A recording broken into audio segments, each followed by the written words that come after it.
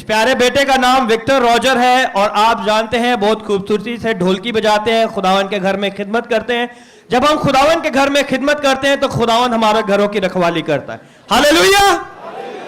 और इस प्यारे बेटे की जिस जगह पे ये कंपनी में काम कर रहा है वहां कंपनी ने नोटिस दे दिया था और इन्हें भी नोटिस मिल चुका था क्योंकि उन्होंने 50 लोगों को टर्मिनेट किया है और इनका भी नाम था। लेकिन जब ये खुदावन के घर में आए और खुदा के खादमों ने इनके लिए दुआ की तो ना के से टर्मिनेट, खुदावन ने उस जगह पे इन्हें परमानेंट कर दिया। हालेलुया। जोरदार तालियां बजाएं यीशु के नाम को जलाल देने के लिए।